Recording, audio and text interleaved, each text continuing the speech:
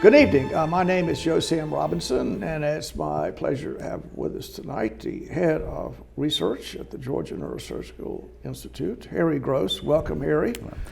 Thank you very much, sir. Hopefully you don't need much of an introduction, but you're certainly a pretty meritorious young man. And together we have worked on a book which we published last year on the coronavirus. So there's been a lot of discussion about that over the last several years. Really, I think the U.S. was impacted starting about 2020 with this. Maybe over 1 million people died. The whole world economy was disturbed. All kinds of decisions were made, and we were in a distant part of the decision-making apparatus in Macon, Georgia. We tried to make observations in our book about some of the errors that we saw being committed. So we might just, we have a few slides here. We might go through some of these slides and discuss what sort of insights we now have after the coronavirus presumably is quiescent, though it certainly can return. Well, let's see. Let's start off with our first slide here. Okay, and well, and I'll make some. I will just put that to the viewers, and then we can discuss this. So it was a constantly moving bullseye. When this struck, there was very little appropriate information about how to handle the thing, and the decision makers were working with the best information they had. Now, can we discuss that, Harry? Why was there such a shortfall in information? I think one, a real lack of data gathering capabilities. Our global testing arrangements, which are the best way to assess the spread of the virus and its nature, were haphazard at best. No one had a unified approach to anything. And you could get some really great data out of a few countries, really terrible data out of others. China, for example, was known to fudge many of its numbers and underreport things. And there was always an incentive to underreport. And so it was, everyone was working with piecemeal data whose veracity was always questionable. Well, right, and so we have 8 billion people on the planet. It was a worldwide epidemic, and so each country was kind of saying what they were reporting, what the virus was doing to them. And I think Johns Hopkins was assembling all the data. And I'm not sure they put an asterisk too much on that as to any comments of how reliable or not reliable it was. That was an issue. I think another one was what was killing people. Was the coronavirus actually killing someone, or was it people discovered they had the virus after a car accident, and the person died from a car accident, and in some places that might have been tabulated as a death. And I think another thing about this was when exactly were you infected with the coronavirus? And that turns out to be a big deal as to when you actually could be said that your numbers are so high, you have such a high viral count that you could spread the virus, and many times that there was a lot of subjectivity in the way the testing was done. Testing was not available, so we had all kinds of problems. Now, Harry, if you were running the CDC in 2020, what would you have done? I would have probably pushed for as much widespread testing as possible. Would you have given money to poor countries to do it? Yes, because most places would not have had the capability to do that. And would they have we never would have gotten any data out of the Central African Republic. We wouldn't get any out of South Sudan. We wouldn't get any out of and actually doing it would have been difficult even with money. Even with money. To really do something about that.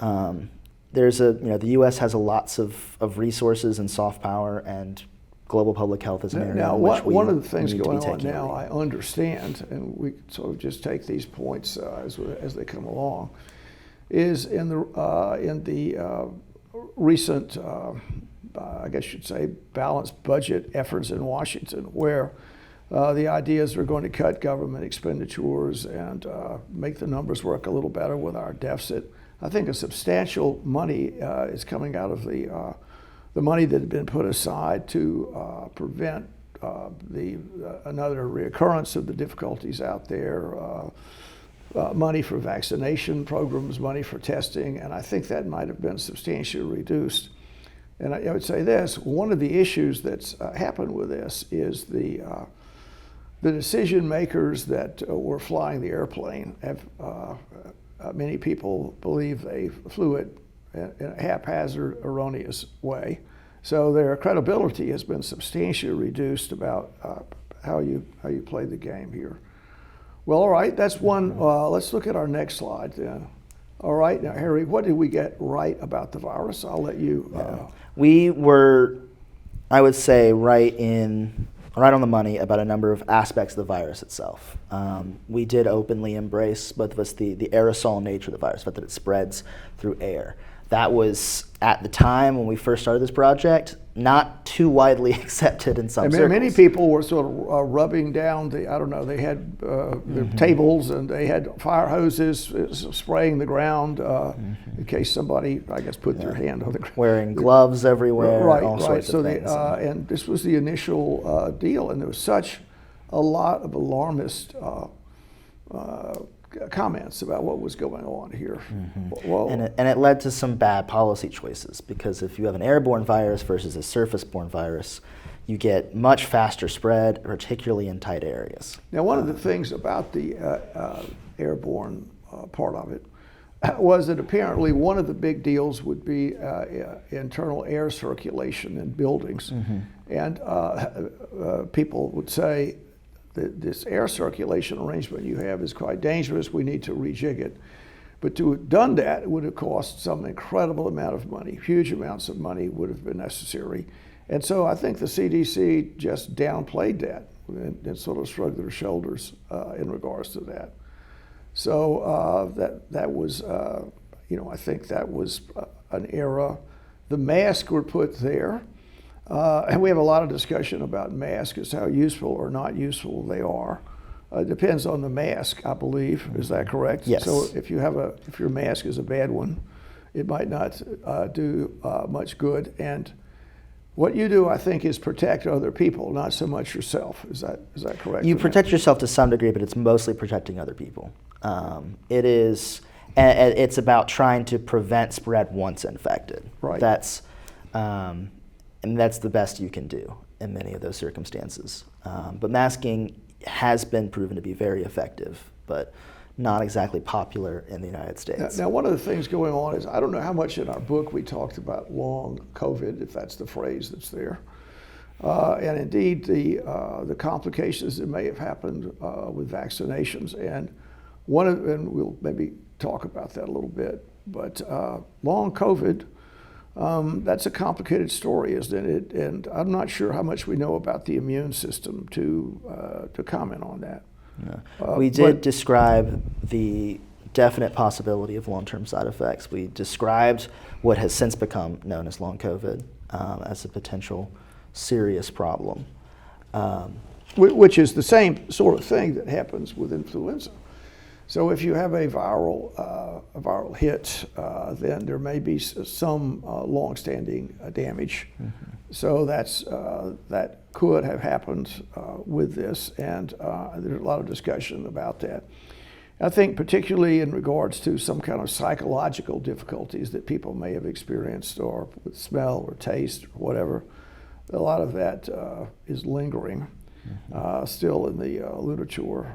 And I think we predicted more mutations. Well, that was rather impressive on our argument. Is that right? So, yeah, I mean, impressive, but I think everybody would. I mean, accurate. It's going to mutate. Yes. And so the mutations, they often make the virus's desire is to live a long time, and if they kill too many people too quickly, they won't make it. So when the mutations happen, they generally try, I think, with everything else being equal, to become more effective and less deadly. Yes. That's the way the way the thing works Yeah. here. Generally, yeah. When we finished the book, we had just come off of Delta, Yes. and so we were pre-Omicron in that. And Omicron has, on the whole, tended to prove us right in our assertions about that. That it has been actually much more effective. It's required a whole new strain of vaccines to be produced, which we also talked about how Right. those could be adapted for those mutations. But it has, on the whole, proven to be less deadly itself. And the as a form of virus. actually the technology to combat the virus is with appropriate vaccinations. That's a rather extraordinary thing that happens with the relationship between government and private enterprise in the U.S. So many countries, particularly China comes to mind, using old-fashioned technology. They didn't quite get it right. They were passing vaccinations around, and indeed the Russians did the same. I think they had something like Sputnik. Or Yeah, whatever. Sputnik 5. Yeah, was their which actually was vaccine. quite inferior to the Western product. And the mass vaccination certainly played a huge role in doing that. Was the government wrong to insist on vaccinations? No, absolutely not. And is the greatest good for the greatest number, or what happened? Well, it's not just greatest good number. It falls under one of Hayek's exceptions for government intervention in the economy, even for the most conservative economists, that public goods like vaccination are solely the government's responsibility, and the government needs to intervene in those areas. And vaccination, particularly for a disease as virulent and as dangerous as COVID, needed to happen. And we still have some of the lowest vaccine rates of any developed country in the world, but we have managed to vaccinate enough particularly vulnerable people. Well, one of the issues, minimize which its is the point, dangers. is that which I think is somewhat neglected in this whole conversation. If you have an impaired immune system, that's what's going to do you in with this. If you have with everything else being equal, with a vigorous immune system, particularly young people, they just do pretty well with this. And, It depends. I had a friend's sister die from COVID, and she was perfectly fine. That's right. So there are exceptions So to it's- it, but nevertheless, one can say in general terms that the preponderant number of people that died or seriously afflicted with this would be elderly people with a lot of comorbidities, particularly inhabitants of nursing homes.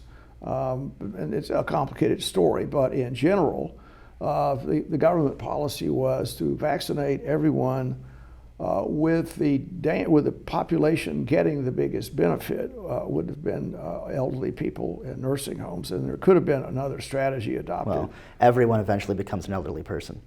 So, Right, I understand that, but right. So if they're lucky, not always. Some people leave the earth quite quickly sometimes, depending on their behavior. But the older people were pretty much the victims, and everyone was sort of made an effort to vaccinate everyone. And more than that, the restrictions on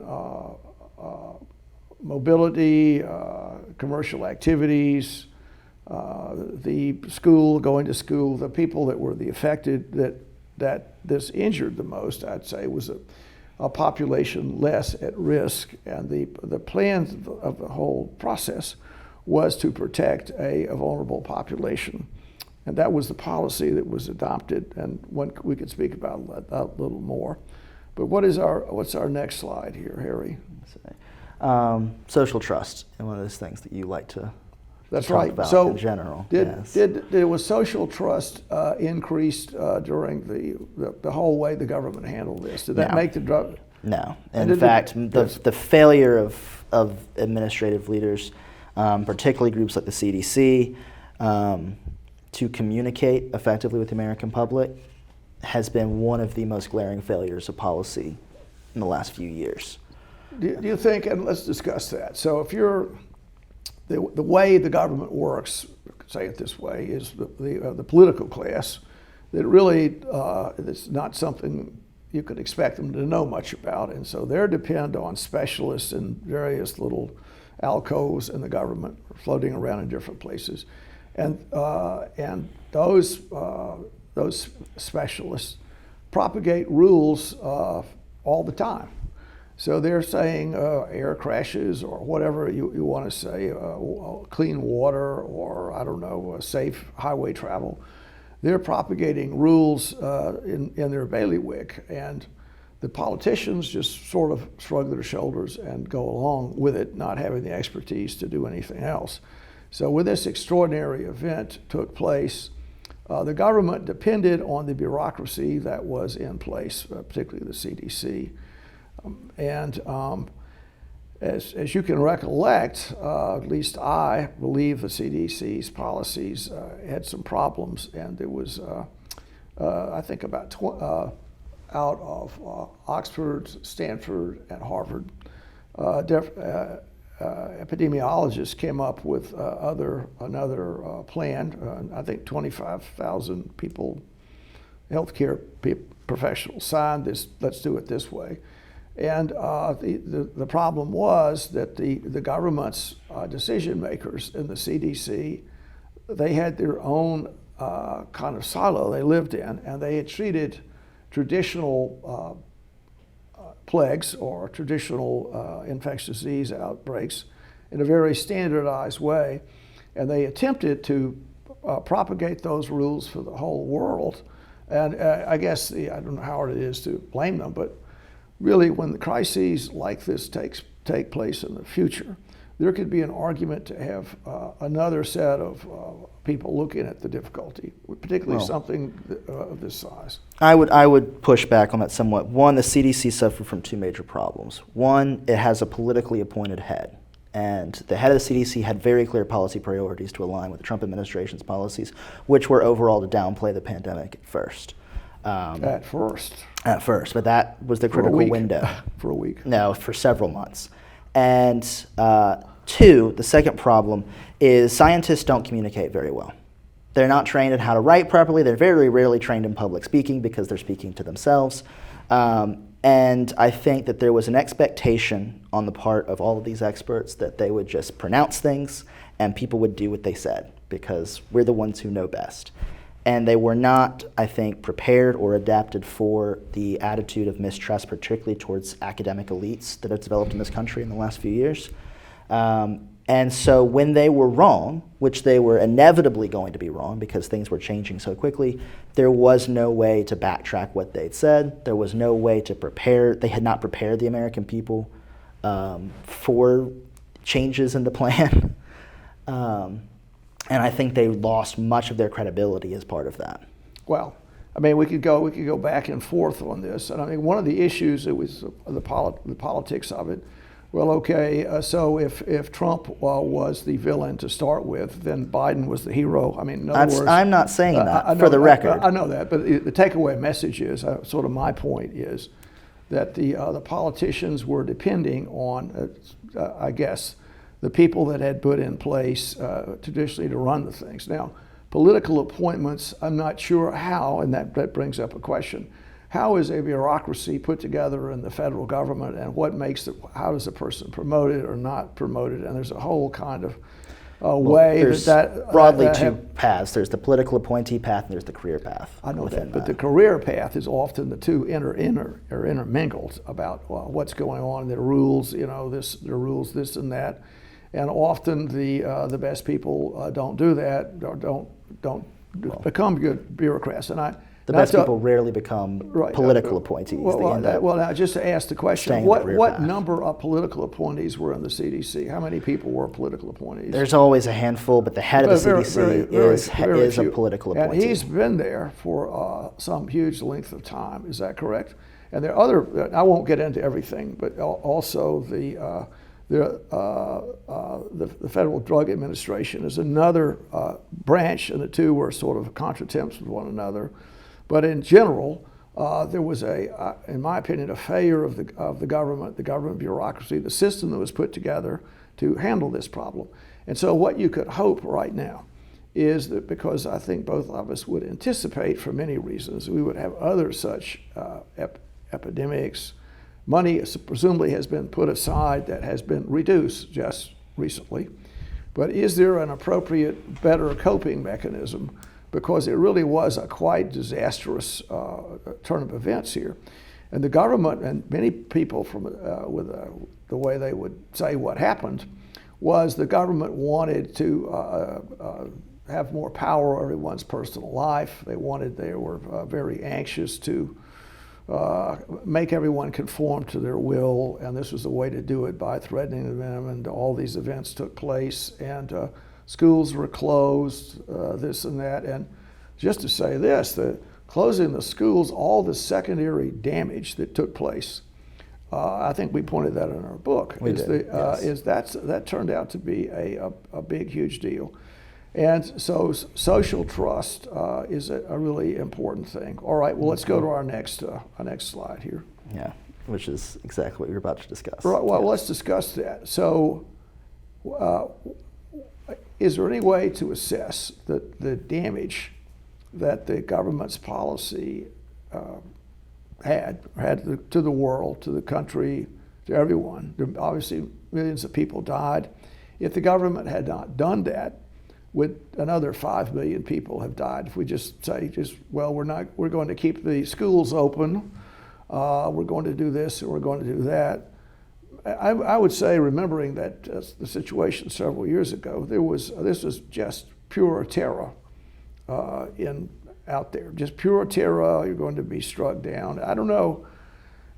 We criticized the government's policy on this and the social trust story, but what does one do if the people are just so terrified? And indeed, if you'd said, send your kid to school, we're keeping the schools open, many people would not have done it. How well do you make things work? And I would say one argument that we made in our book was one of the dangers of a democratic system is that the people are not under the thumb of the government, and so it's very hard if the way out of the conundrum is to lock everybody in their house for 3 weeks or whatever. It's very hard to do that in a democratic country, but the Chinese presumably did it. They made this huge effort to lock everyone up, and we praised them for doing it. But in retrospect, but we also warned that as soon as they lifted those restrictions, they would face a massive wave, which is exactly what happened. But we don't have accurate numbers, but I would say most people would say that they kept their restrictions longer than was necessary. And the other thing I think we would be reasonable to speak about is sort of if you want to look at it, the world brain. It's a phrase I use in other circumstances, but just how our species responded to this universal terror everywhere, and what kind of negative effects is it going to have, and those effects were exacerbated by minimizing human contact, and you could make the case that all of the wars that are breaking out in some degree were referable to the confusion and the human dislocation that happened with the plague, and we made reference to the three horsemen of the apocalypse in the Bible about how these war, plague, and death all go together. And certainly, you could wonder what role in famine. I'll toss that in. The four horsemen, actually, would throw famine in. But all of the dislocations that have taken place, all kinds of bad things happen, and I think the damage to young people is pretty profound. People dropped their ability to do well in school has been diminished, and I think particularly for a vulnerable population of young people at risk, it's necessary to get to school, and that was not appropriately dealt with. And also the way the government handled this after they locked everything down was they helicoptered money as best they could. They just printed money and they put it out there, and there was a continuing dislocation, economic dislocation, referable to that policy. Well, there's a number of dislocations. I mean, supply chain disruptions account for significant issues. Massive government spending is probably the only reason we avoided the worst economic crisis since the Great Depression, by every metric. Unless the government had kept things open a little more. That was the policy. Yes. Washington can't control trade in Beijing. And China's policies in particular were disastrous for the global economy. Well, of course, the supply chain issue was impacted, which really that's something to assess in the world situation. Is I would say, for sure, 30 years ago, there was whatever happened in China would have no impact on supply chains. There's very, very little trade, and that just sort of sprung up. And the vulnerability of the world to any kind of dislocations along those lines is more in evidence than ever. And indeed, some people are trying to sort of bring everything back inside the country, or at least into North America, to prevent such dislocations. No, it did reveal some serious strategic weaknesses within our own supply lines. Right. We've got the lack of data and the failure of intelligence.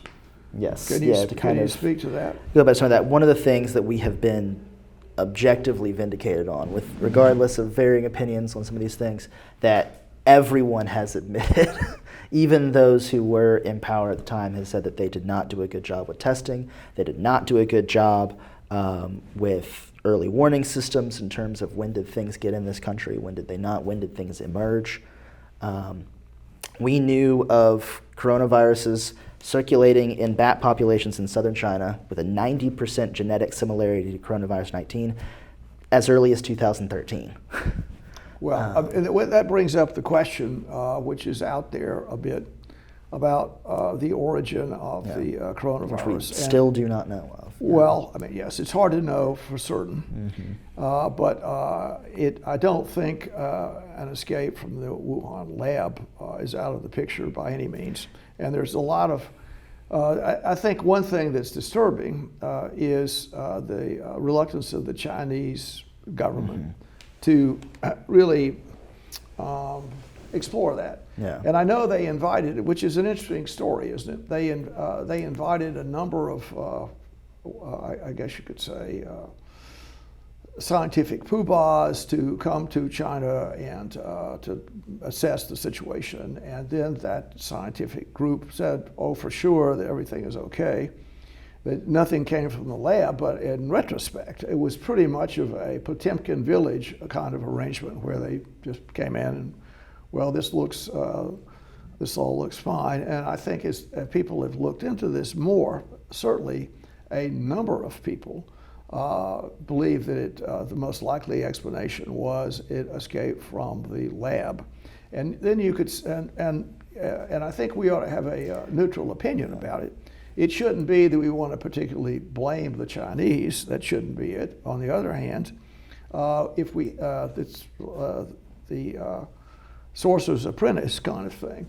If all around the world where all kinds of people in many places are doing dangerous things, maybe with besides something like this, maybe with fusion, there are all kinds of things happening, and it's very difficult to get any kind of worldwide look into it. But certainly, this brings. I just asked the question. What's going on now anywhere? The gain of function research to look into things, and can the species rest assured that everywhere, when people are playing with all kinds of demonic possibilities, for instance, smallpox. People are playing around with smallpox. Is it being carefully dealt with? And I think, as I understand it, with this lab, it should have been like a very high CDC kind of grade 5 restrictions, and it was grade 3, so it was not as well restricted as it should be. To some degree, one, CBRN, chemical, biological, radiological, and nuclear weapons are one of the most particularly watched research programs in general. The Wuhan lab itself was actually run in partnership with the CDC for many years. But the Trump administration very early on ceased all our partnerships with the Chinese, and all Americans were called out of the country. So at the time that anything may have been going on in that lab, there were any safeguards which could have been around had been removed. That's not good, bad, it's just the objective truth on that side. As for the origin, the lab leak is a possibility. I think, anyone could have should there have been a breach in security protocols or one person became asymptomatic, which is distinctly possible, it could have been spread that way. To my mind, it's far more likely the origin of the virus is probably somewhere actually in northern Laos or Vietnam, somewhere in the Mekong, because that's where most of these animals that have these coronavirus strains actually live, and those wet markets are sourced out of northern Indochina. Well, I mean, I think we have to conclude our conversation right now, maybe on that note. We can talk about it some more. Mm-hmm. But the takeaway message to me is, I wouldn't cast aspersions on the Trump administration, or as far as that goes, the Biden administration, or as far as that goes, the CDC and whatever's happening. I mean, and so what happens when that's brought up? And there's some kind of villainous person that did all this. To me, the bigger issue is just the caution that's necessary, not only for this, but all kinds of other people are handling smallpox, what's going on in the restrictions around the world.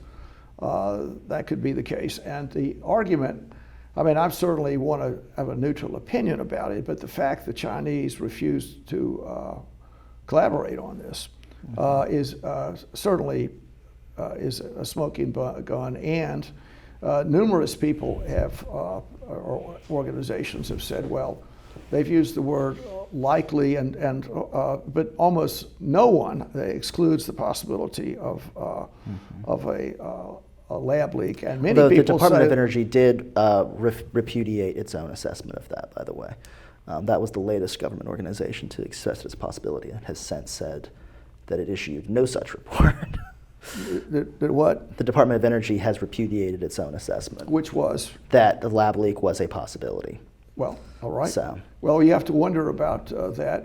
It's a whole complicated story. I've seen recent data, people saying the people that have been the first symptoms arose from people that worked in the lab, and there may be some. The Chinese have some kind of data on these people that worked in the lab that had early signs of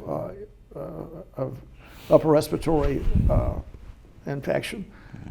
And as to say this, the Energy Department may have done that, but several other large organizations continue to use the word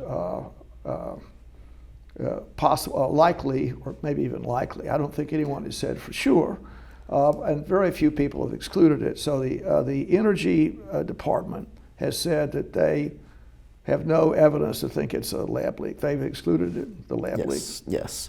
Of the majority of American intelligence organizations have excluded it as a likely possibility. That's a subject. Only two have said that it is a possibility, neither of them confidently. On that side, yes. So which particular ones have? I think it's the FBI. The FBI is one of the ones that has said that it's a possibility, and it was the DOE was the other one, but the DOE has now since repudiated it. So now I think it's just the FBI, the CIA, the CDC, DIA, all the rest of our major intelligence organizations have for the most part. We should have Dr. Kattner back. He's a local infectious disease doctor who specializes in these kind of things, and he very early on had the opinion that was the case, but I don't have enough facts to say one way or the other, except the numbers. Neither do I. On that side, but I do have the statement that the Chinese refuse to have any more inquiry, which is why I think ultimately we may never know how this actually started, because unless the Chinese cooperate with us, and actually the details of what's up here. I mean, apparently what you'd like to have is some kind of transitory animal that's come forward in Wuhan that would have had it, and no such animal has been produced. So one of the issues going on is because there's no animal vector that's appeared, that's making it more likely that this had the viral transmission. And there are other comments. I mean, there's a whole other argument which we can't get into at this point. But in any event, here it's nice to talk to you tonight. Right, we'll talk some more of the subject. So thank you for coming. Thank you. Yes, thank you. This program is brought to you by the Georgia Neurosurgical Institute. For over 50 years, rendering neurosurgical care to patients of all social conditions, treating complicated problems involving the brain, spine, spinal cord, and peripheral nerves, endeavoring to encourage quality care, medical research, innovation, and education on a local, national, and international basis.